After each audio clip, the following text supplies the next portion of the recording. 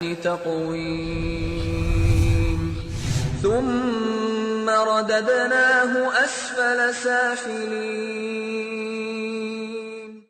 السلام عليكم ورحمة الله وبركاته. الحمد لله رب العالمين والصلاة والسلام على رسوله الكريم، أما بعد فأعوذ بالله السميع العليم من الشيطان الرجيم من همزه ونفخه ونفسه. بسم الله الرحمن الرحيم. يا أيها الناس إنا خلقناكم من ذكر وأنثى وجعلناكم شعوبا وقبائل لتعارفوا إن أكرمكم عند الله أتقاكم.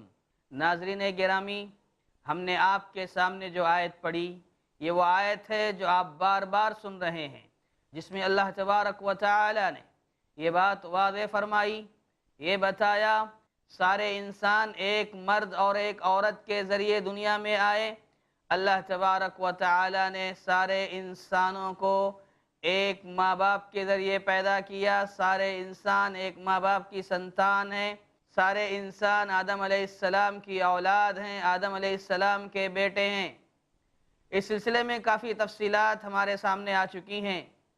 ناظرین، یہ بات آپ کے سامنے آئی کہ اللہ تبارک و تعالی نے انسانوں کو عزت و شرف سے نوازا ہے، کرامت و شرافت کی زندگی دی ہے، تکریم کی ہے۔ تو یہ عزت اور کرامت یا تکریم جو اللہ تعالی نے انسانوں کو دی ہے، یہ کیسے باقی رہے گی؟ اس سلسلے میں بہت ساری باتیں آپ نے سماعت فرمائی ہیں تفصیل کے ساتھ، جیسے کہ اسلام و ایمان، تقوی، عمل صالح، اسی طریقے سے علم کا حاصل کرنا، قرآن سے جڑنا، قرآن سیکھنا سکھانا، تواضع اختیار کرنا، معاف کرنا، درگزر سے کام لینا، اور اسی طریقے سے اللہ کے بندوں کو اللہ سے جوڑنا۔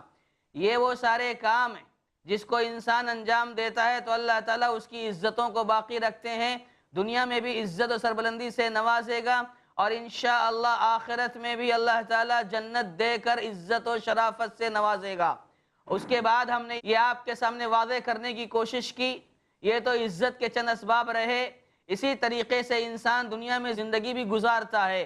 ذلت کے جو اسباب آپ کے سامنے بتائے گئے، جو بنی اسرائیل کو اللہ تعالیٰ نے ذلت سے دوچار کیا، جس میں ان کا ایک بہت بڑا جرم یہ تھا کہ وہ انبیاء کو قتل کرتے تھے، دعوت کا کام کرنے والوں کو قتل کرتے تھے، اور اللہ تعالیٰ کی نافرمانی کرتے تھے، حد سے تجاوز کر جاتے تھے۔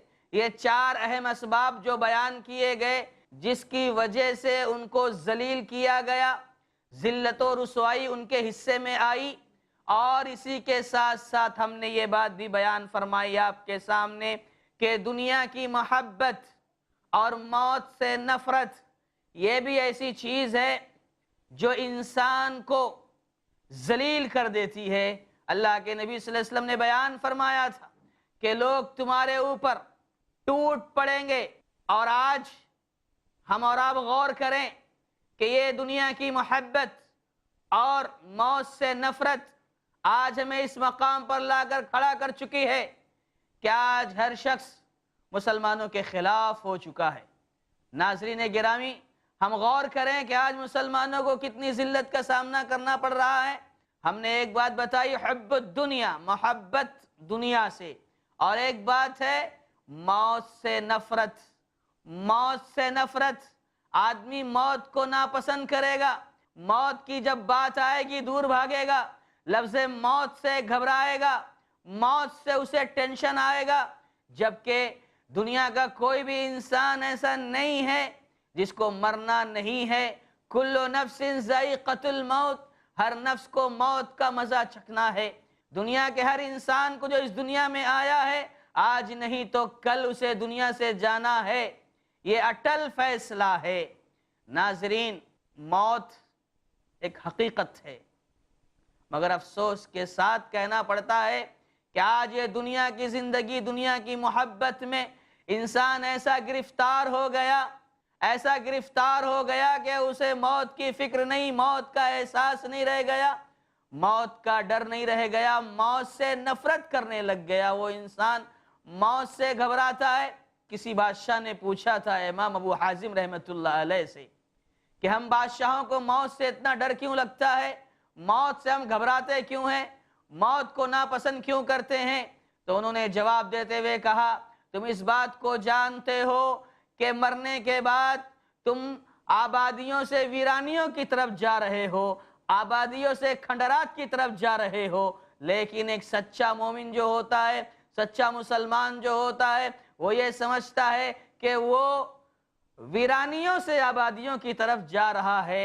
اس وجہ سے سچے مومن کو موت سے لگاؤ ہوتا ہے، موت سے گھبراتا نہیں ہے، موت سے نفرت نہیں کرتا ہے۔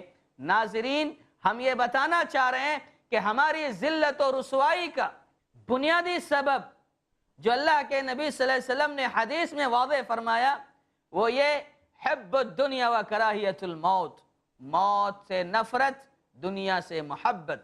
اس کی کافی تفصیل آپ کے سامنے آ چکی۔ ناظرین، ہم اب یہاں سے یہ بتانا چاہ رہے ہیں کہ جب ہم نے یہ جان لیا کہ جو اللہ تعالیٰ نے عزت بخشی ہے وہ عزت کیسے قائم رہے گی، اس کے اسباب کا ذکر ہو گیا، اور ساتھ ہی ساتھ ذلت سے کیسے بچیں، کون سی چیزیں ہیں جو انسان کو ذلیل کرتی، اس سے بھی ہم اور آپ کو بچنا ہے، وہ باتیں بھی ہو گئی۔ اب یہاں ایک اگلا سوال ہمارے درمیان یہ ہے، اگلا نکتہ یہ ہے کہ آج انسان جب ایک ماں باپ کی اولاد ہیں، سارے انسان آدم علیہ السلام کے بیٹے ہیں، مٹی سے پیدا کیے گئے حقیر مخلوق ہے، گندے پانی سے پیدا کیا گیا انسان، ان کو آپس میں محبت سے رہنا چاہیے، پیار سے رہنا چاہیے، تو نفرتوں کی وجہ کیا ہے؟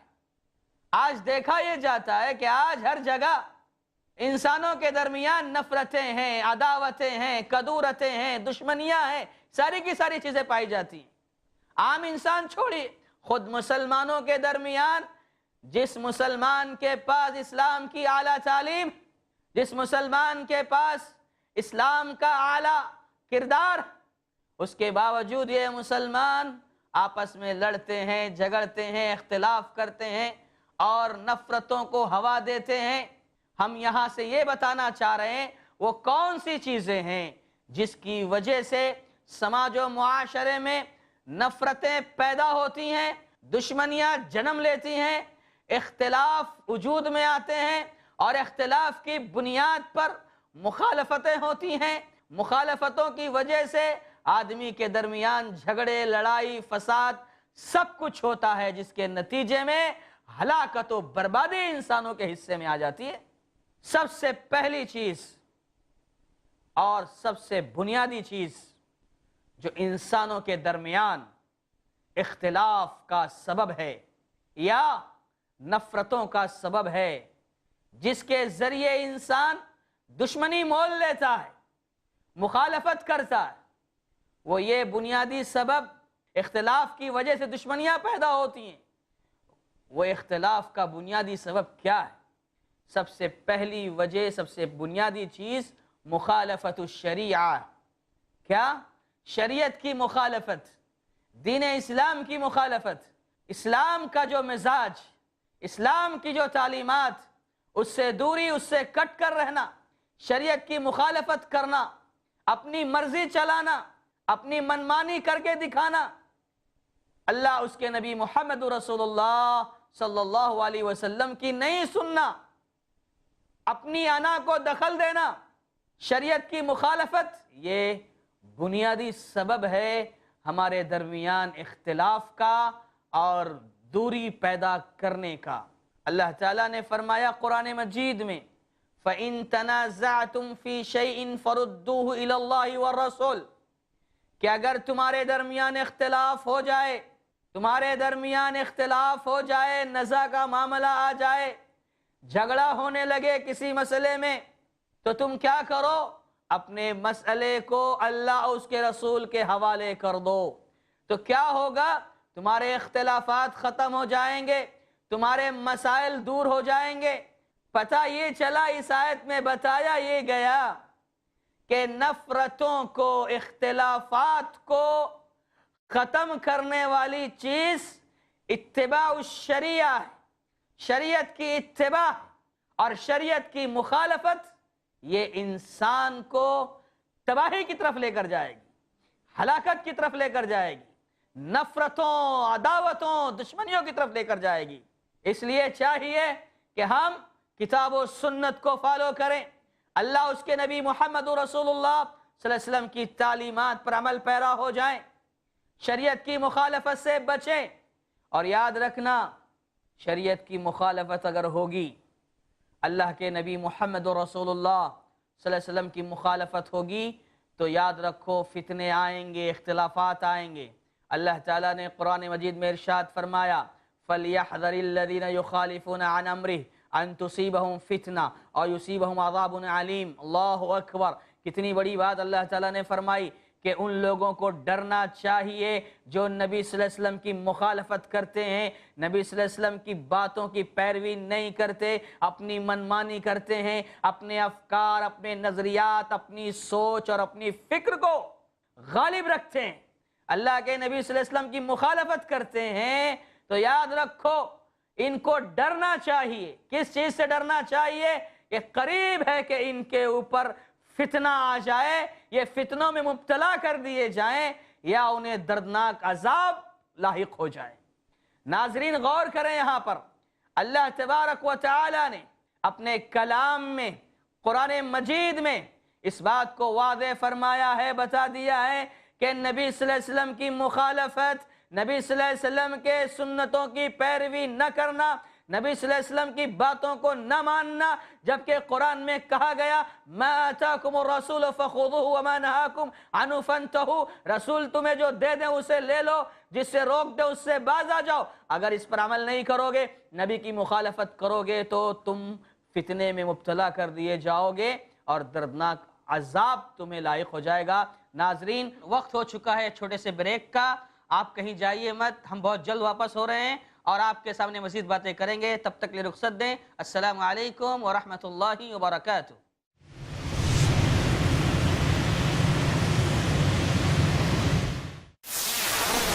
درس قرآن دیکھیے شیخ ثناء اللہ مدنی کے ساتھ قرآن کا ایسا درس جو آپ کے ذہن کو منور کر دے، ہر پیر سے جمعرات اور سنیچر صبح 6:30 بجے اور شام 7:30 بجے، صرف i+ ٹی وی پر۔ بہتر زندگی کے لیے۔ کم علمی دھکیلتی ہے گمراہی کے دلدل میں۔ جو لوگ سود کھا رہے ہیں، کھلا رہے ہیں اور اس کے کاروبار میں کسی بھی طرح سے شریک ہے، اللہ اور اس کے رسول سے جنگ کر رہے ہیں۔ شک و شبہات کے جنگل میں سارے لوگ ایک تھے، پھر کیا ہوا؟ شیطانوں نے اتنی بنیادیں پیش کی کہ ہر ایک آدمی الگ ہوتا چلا گیا۔ کیونکہ جہالت ایک بیماری ہے۔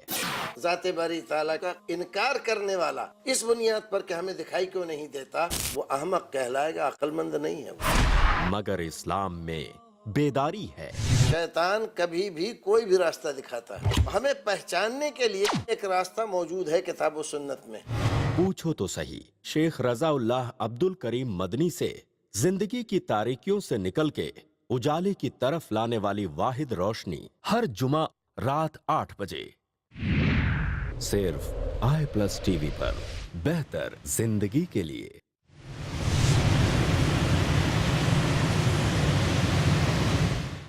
السلام علیکم ورحمۃ اللہ وبرکاتہ۔ ناظرین وقفے کے بعد ہم پھر آپ کی خدمت میں حاضر ہوئے۔ ہم آپ کے سامنے یہ بات رکھ رہے تھے، یہ بتا رہے تھے کہ اختلاف جو آج ہمارے معاشرے میں پایا جاتا ہے، انسانوں کے درمیان جو دوریاں ہیں، نفرتیں ہیں، اس کا ایک بنیادی سبب مخالفت الشریعہ، شریعت کی مخالفت ہے، دین اسلام کی مخالفت ہے، دین اسلام پر نہ چلنا، دین اسلام کی پرواہ نہ کرنا، یہ بنیادی سبب ہے کس چیز کا؟ اختلاف کا۔ اس کے ذریعے اختلاف پیدا ہوتا ہے، دشمنیاں جنم لیتی ہیں۔ ہم نے آپ کے سامنے بات کی، اللہ تعالیٰ نے فرمایا فَلْيَحْذَرِ الَّذِينَ يُخَالِفُونَ عَنْ أَمْرِهِ أَن تُصِيبَهُمْ فِتْنَةٌ أَوْ يُصِيبَهُمْ عَذَابٌ عَلِيمٌ، کہ ڈرنا چاہیے لوگوں کو اللہ کے نبی صلی اللہ علیہ وسلم کی مخالفت سے، سنت کی مخالفت سے ڈرنا چاہیے۔ کیوں؟ اگر نہیں ڈریں گے، مخالفت کرتے رہیں گے تو قریب ہے کیا ہوگا؟ فتنے میں مبتلا کر دیے جائیں گے اور دردناک عذاب انہیں لاحق ہو جائے گا۔ فتنہ جو اس آیت میں استعمال کیا گیا لفظ فتنہ، فتنے میں مبتلا کر دیے جائیں گے، اہل علم نے، مفسرین نے اس کے کئی معنی بیان فرمائے۔ عبداللہ ابن عباس رضی اللہ تعالیٰ عنہ نے فتنے کا معنی بیان کیا القتل، کہ اگر نبی صلی اللہ علیہ وسلم کی مخالفت ہوگی تو قتل و خونریزی کا بازار گرم ہو جائے گا۔ یاد رکھو، مخالفت کرنے کی وجہ سے آدمی ایک دوسرے کے خون کا پیاسا ہو جاتا ہے، قتل کا معاملہ آ جائے گا سامنے، فتنے میں مبتلا کر دیے جاؤ گے، یعنی ایک دوسرے کی تمہارے درمیان کوئی اہمیت نہیں رہے گی، کوئی عزت نہیں رہے گی، قتل و خونریزی کا بازار گرم ہو جائے گا۔ بعض علماء نے کہا ذلت و رسوائی ہے اور بہت ساری چیزیں۔ خلاصہ کلام یہ نکلا کہ فتنہ یہ اختلاف کی جڑ ہے، اختلاف کی بنیاد ہے، اور یہ فتنہ کب لاحق ہوگا انسان کو؟ جب اللہ کے نبی محمد رسول اللہ صلی اللہ علیہ وسلم کی مخالفت ہوگی۔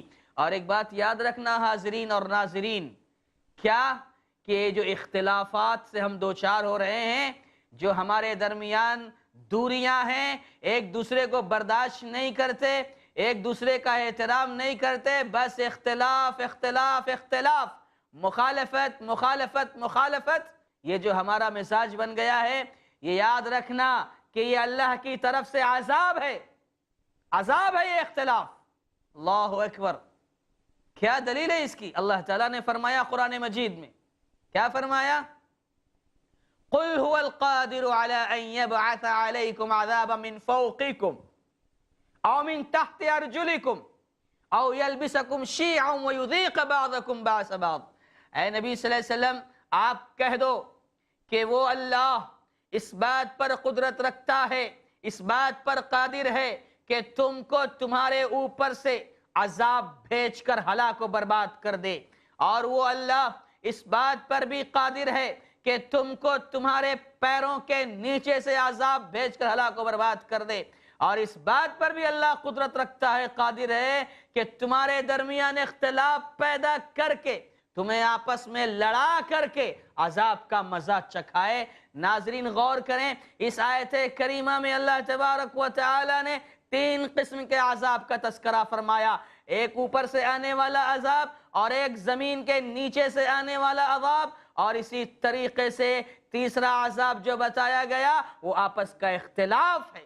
یہ اختلاف، یہ نفرتیں، یہ دوریاں، یہ بغض و حسد، یہ عداوتیں، یہ ساری کی ساری چیزیں اللہ کا عذاب۔ اللہ اکبر! مسلم شریف کی روایت ہے، کتاب الفتن میں حدیث مذکور ہے، اللہ کے نبی صلی اللہ علیہ وسلم نے بیان فرمایا، سألت ربی ثلاثا فاعتانی اثنتین ومنعنی واحدہ، کہ میں نے اپنے رب سے 3 چیزوں کا مطالبہ کیا، 3 دعائیں کی، فاعتانی اثنتین ومنعنی واحدہ، جس میں سے 2 دعا قبول ہو گئی، ایک دعا رد کر دی گئی۔ کیا کہا اللہ کے نبی صلی اللہ علیہ وسلم نے؟ کس کی بات ہو رہی ہے؟ اللہ کے نبی محمد رسول اللہ صلی اللہ علیہ وسلم کی بات ہو رہی ہے، اللہ کے سب سے چہیتے پیغمبر سید الانبیاء محمد عربی صلی اللہ علیہ وسلم کی بات ہو رہی ہے۔ وہ خود کہتے ہیں کہ میں نے اپنے رب سے 3 دعائیں کی، 3 چیزوں کا سوال کیا، جس میں سے اللہ تعالیٰ نے 2 چیزیں قبول کر لی اور ایک چیز رد کر دی، ایک دعا قبول نہیں ہوئی۔ کیا دعا کی تھی؟ سألت ربی اللہ یہلک امتی بالسنہ، میں نے اپنے رب سے سوال کیا، اپنے رب سے دعا کی تھی، اے اللہ میری امت کو قحط سالی کا عذاب دے کر ہلاک نہیں کرنا، فآتانیہا، تو اللہ تعالیٰ نے یہ دعا قبول فرمائی اور امت کو قحط سالی کے عذاب سے اللہ تعالیٰ نے بچا لیا۔ اللہ کے نبی صلی اللہ علیہ وسلم نے بیان فرمایا، میں نے اللہ تعالیٰ سے یہ دعا کی، اے اللہ میری امت کے لوگوں کو قحط سالی کے عذاب سے بچا لینا، اللہ تعالیٰ نے یہ دعا قبول فرمائی، یعنی پوری امت بیک وقت اب قحط سالی کے عذاب میں گرفتار نہیں ہوگی۔ اس کے بعد اللہ کے نبی صلی اللہ علیہ وسلم نے فرمایا، وَسَأَلْتُ رَبِّي أَلَّا يُهْلِكَ أُمَّتِي بِالْغَرْقِ، اے اللہ میری امت کے لوگوں کو غرق کر کے، ڈبو کر کے ہلاک نہیں کرنا، فَأَعْتَانِيهَا، یہ دعا بھی اللہ تعالیٰ نے قبول فرما لی۔ نبی صلی اللہ علیہ وسلم کی امت پر سیلاب کا، غرق ہونے کا، ڈوبنے کا عذاب نہیں آئے گا، پوری امت پر نہیں آئے گا، کہیں کہیں آئے گا، کہیں کہیں کسی علاقے میں آئے گا سیلاب، اور ایسا سیلاب آئے گا عذاب کی شکل بنے گی، لوگ تباہ ہو جائیں گے، برباد ہو جائیں گے، یہ اللہ کا عذاب ہے، لیکن پوری امت بیک وقت اس عذاب میں گرفتار نہیں ہوگی۔ کیوں؟ اس لیے کہ اللہ تعالیٰ نے اپنے نبی صلی اللہ علیہ وسلم کی اس دعا کو قبول کر لیا ہے۔ اور تیسری دعا اللہ کے نبی صلی اللہ علیہ وسلم نے فرمائی، کہا وَسَأَلْتُهُ أَلَّا يَجْعَلَ بَأْسَهُمْ بَيْنَهُمْ، اے اللہ میری امت کے لوگوں کو آپس میں لڑا کر کے انہیں اختلاف کا مزہ مت چکھانا، اختلاف کا مزہ مت چکھانا۔ کیا ہوا؟ فَمَنَعْنِيهَا، وہ دعا قبول نہیں ہوئی، اللہ نے رد کر دی، ٹھکرا دیا۔ کس کی دعا ہے یہ؟ اللہ کے نبی صلی اللہ علیہ وسلم کی دعا، جو نبی آپ کے چہی تھے، آپ کے قریبی سید الانبیاء، ان کی دعاؤں کو اللہ تعالیٰ نے رد کر دیا، ٹھکرا دیا، قبول نہیں کیا۔ تو ہم یہ بتانا چاہ رہے ہیں یہاں پر کہ ہمارے درمیان جو اختلافات ہوتے ہیں، اس کو یاد رکھنا، یہ اختلاف اللہ کا ایک عذاب ہے۔ ہمارے درمیان جو نفرتیں ہیں، دوریاں ہیں، عداوتیں ہیں، دشمنیاں ہیں، یہ ساری کی ساری چیزیں اللہ کی طرف سے ایک عذاب ہے، اور یہ اختلاف کا پیش خیمہ ہے۔ اختلاف کے ذریعے ساری چیزیں ہمارے سامنے وجود میں آتی ہیں کہ آدمی نفرت کرتا ہے، دشمنی کرتا ہے۔ تو ناظرین گرامی، اس بات کو یاد رکھو کہ اختلاف کی بنیادی وجہ، ہمارے درمیان جو اختلاف ہوتا ہے، انتشار ہوتا ہے، خلفشار ہوتا ہے، اس کی بنیادی وجہ شریعت اسلامیہ کی مخالفت ہے، دین اسلام پر عمل پیرا نہ ہونا یہ سبب ہے۔ آپ دیکھو کیا فرمایا ابھی ہم نے آپ کے سامنے، کہ اللہ تبارک و تعالی نے کہا کہ جو مخالفت کرے گا نبی کی صلی اللہ علیہ وسلم، اللہ تعالیٰ اسے فتنے میں مبتلا کر دے گا۔ اور فتنے سے مراد، جیسے کہ عبداللہ ابن عباس رضی اللہ تعالیٰ عنہ نے فرمایا، اور دیگر مفسرین نے، اہل علم نے بھی کہا کہ اس سے مراد قتل و خونریزی ہے، یعنی حالت ایسی ہو جائے گی اختلاف کرنے کی وجہ سے کہ تمہارا دنیا سے صفایا ہو جائے گا، قتل و خونریزی کا بازار گرم ہوگا، تمہارا قتل کر دیا جائے گا، تمہیں صفحہ ہستی سے مٹا دیا جائے گا، تمہارا نام و نشان ختم کر دیا جائے گا۔ اس کی ایک زندہ مثال ہے، میں آپ کو بتاؤں کہ آپ نے تاریخ میں پڑھا ہوگا، 656 ہجری کا زمانہ ہے، 656 ہجری کا زمانہ جس کو سقوط بغداد کے نام سے یاد کیا جاتا ہے۔ 656 ہجری کے زمانے میں بغداد کے اندر 18 سے 20 لاکھ مسلمانوں کی آبادی تھی، لیکن وہاں کے مسلمان اختلاف کے شکار ہو گئے، عیاش ہو گئے، دنیا کے دل دادا ہو گئے، ان کے اندر دنیا کی محبت پیدا ہو گئی، اور آپس میں اختلاف، نسلی غرور کے شکار ہو گئے۔ اللہ تعالیٰ نے کیا کیا؟ ان بغداد کے 18 سے 20 لاکھ مسلمانوں پر منگول نامی بستی سے تاتاری قوموں کو مسلط کر دیا۔ وہ تاتاری قوموں نے ان پر دھاوا بولا، حملہ کیا، اور آپ کو شاید حیرت ہوگی سن کر کے، تاریخ لکھنے والوں نے لکھا کہ 40 دن میں تاتاری قوم نے 18 سے 20 لاکھ مسلمانوں کو ختم کر دیا۔ یہ اختلاف کی وجہ سے ہوتا ہے، اختلاف کرو گے دنیا سے ختم کر دیے جاؤ گے، اور اختلاف کی بنیادی وجہ شریعت اسلامیہ کی مخالفت ہے۔ ناظرین، آپ کو پتہ ہونا چاہیے، تاریخ لکھنے والوں نے لکھا کہ بغداد میں جب مسلمانوں کا صفایا کیا گیا تو تاتاری قوم میں سے ایک قوم کا کام صرف یہی تھا کہ مسلمانوں کے گردنیں کاٹ کر ان کے مینارے بنائے جائیں، ستون بنائے جائیں، یہی کام کرتے تھے وہ لوگ۔ یہاں تک کہ مسلمانوں کے ہاتھوں سے لکھی گئی موٹی موٹی ضخیم کتابیں جو دجلہ و فرات کے نظر ہو گئی، سمندروں میں ڈال دیا گیا۔ مسلمانوں کا ایک بہت بڑا علمی سرمایہ، علمی خزانہ سمندر کی نظر ہو گیا۔ اللہ اکبر، پل بنا دیا تھا ان لوگوں نے کتابوں سے۔ اور اہل علم لکھتے ہیں کہ سقوط بغداد سے، بغداد کے اس واقعے سے، اس حادثے سے امت کو جو نقصان اٹھانا پڑا ہے، آج بھی امت اس کا خمیازہ بھگت رہی ہے، آج بھی امت اس کا خمیازہ بھگت رہی ہے۔ اور یاد رکھو اس کی وجہ کیا بنی؟ اختلاف اختلاف یہ وجہ بنی، ان کا آپس میں ایک دوسرے سے ٹکرانا، نسلی غرور، تکبر، یہ ساری کی ساری چیزیں جو اختلاف کی بنیاد ہے، یہ سبب بنی۔ دین اسلام کی کوئی پرواہ نہیں تھی ان کے پاس۔ اللہ تعالیٰ نے کیا کیا؟ ان سب کو ختم کر دیا۔ ناظرین، وقت ختم ہو چکا ہے، باتیں ابھی اس کی باقی ہیں، انشاءاللہ اگلی نشست میں ہم آپ کے سامنے بات رکھیں گے۔ تب تک کہ آپ سے رخصت چاہتے ہیں، اللہ تعالیٰ سے دعا ہے اللہ تعالیٰ اختلافات سے ہم سب کی حفاظت فرمائے، ہم سب کو پیار سے محبت سے رہنے کی توفیق عطا فرمائے۔ کیوں؟ اس لیے کہ ہم سب آدم کی اولاد ہیں، ایک ماں باپ کے بیٹے ہیں۔ اللہ تعالیٰ ہم سب کو آپس میں محبت سے رہنے کی توفیق عطا فرمائے، آمین۔ وآخر دعوانا ان الحمدللہ رب العالمین، والسلام علیکم ورحمۃ اللہ وبرکاتہ۔ وَلَقَدْ خَلَقْنَا الْإِنسَانَ مِنْ صَلْصَالٍ مِنْ حَمَإٍ مَسْنُونٍ